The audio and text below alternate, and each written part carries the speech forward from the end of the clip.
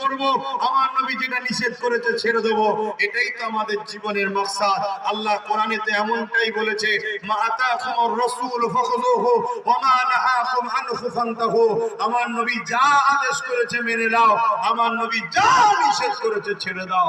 আজকে বলো, সেই নবীর দ্বীনের ক্ষতি আমরা যদি করি, তাহলে আমরা দুনিয়াতেও ইজ্জত পাবো না, আখিরাতেও নাজাত। জোরে বলেন। আজ বড় চক্রান্ত হচ্ছে, আমার নবীর দ্বীনকে মিটাবার বড় প্ল্যান চলছে। এই প্ল্যানে যারা করছে তাদেরকে আল্লাহ মিটিয়ে দেবে। আমার নবীর দ্বীন ছিল, আছে, থাকবে, মিটাতে কেউ পারবে না। সেদিন আমার রসুলের নাম লিয়াতে আঘাত হয়েছে, আজকেও নাম লিয়াতে আঘাত হচ্ছে।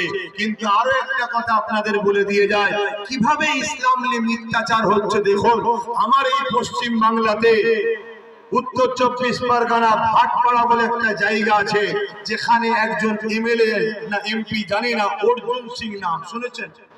একটু আওয়াজ দেন, শুনেছেন? ও কি বলেছে কিছুদিন আগে সেটা শুনেছেন?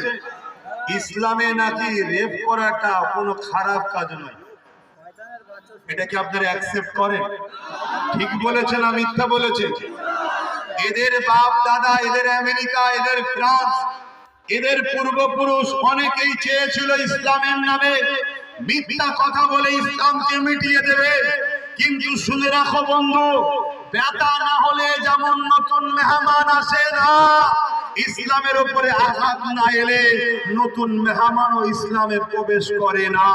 ব্যথা যত বাড়বে, এর মানে নতুন অতিথি, নতুন মেহমান আসবে। তাই তো নাকি? ঠিক তেমনই ইসলামের উপরে যখন ঝড় ব্যথা বাড়ে,